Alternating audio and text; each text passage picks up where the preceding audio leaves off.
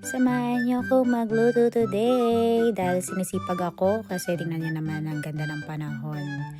Ayan, magluluto ako ng sinaing na isda kasi hindi ko alam kung anong isda yan. Nakita lang talaga namin sa palengke.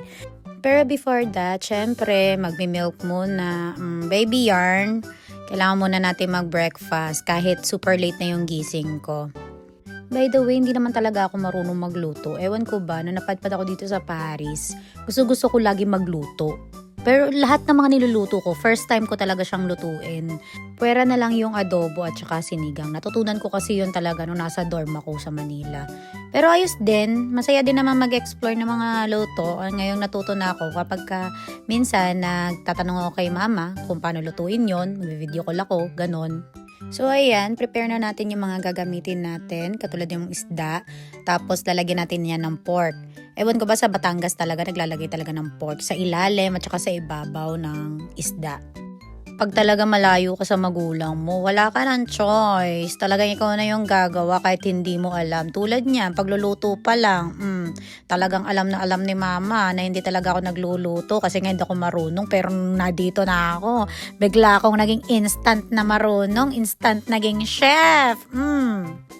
Ready na din natin yung mga ingredients pa natin gagamitin. Pero kung mapapansin nyo, hindi talaga ako magaling maggayat. Sige lang, basta magayat yan. Pwede na yan. Pagsasama-samahin ko lang din yan. Tapos ilalagay natin sa karne at saka sa isda. Kunin na natin yung paglulutuan natin ng isda. O, diba nagkamali pa ako? Kasi akala ko kakasya dun yung isda at saka yung karne. Pero hindi pala. Kailangan ko pala ng malaking lalagyan. Before natin ilagay lahat, kailangan mix muna, kamay-kamay yarn. O, diba? Lagay na po natin yung karne muna. Yan, at saka yung mga iba pa ingredients. Tapos lagay natin yung isda. Tapos, lagyan na lang natin ulit ng karne sa may ibabaw. Tapos ilagay na natin ang suka. Diba? Kala mo naman talaga professional na naglalagay na tansya-tansya lang. At saka patis. Lagay ulit ng suka kasi syempre hindi tayo sure kasi hindi nga tayo marunong. Eme-eme lang.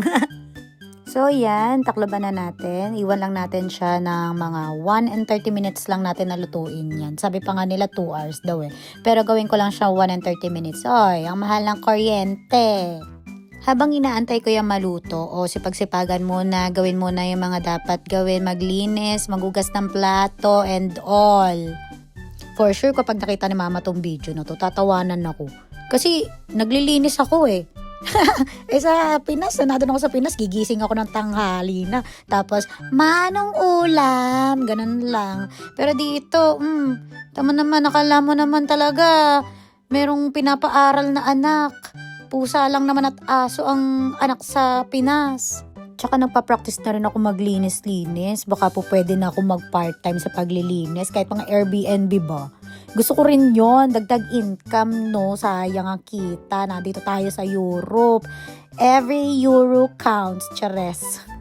Yung paglilinis nila na sinasabi na 4 to 5 hours a day, gawin natin yung 5 minutes, charis.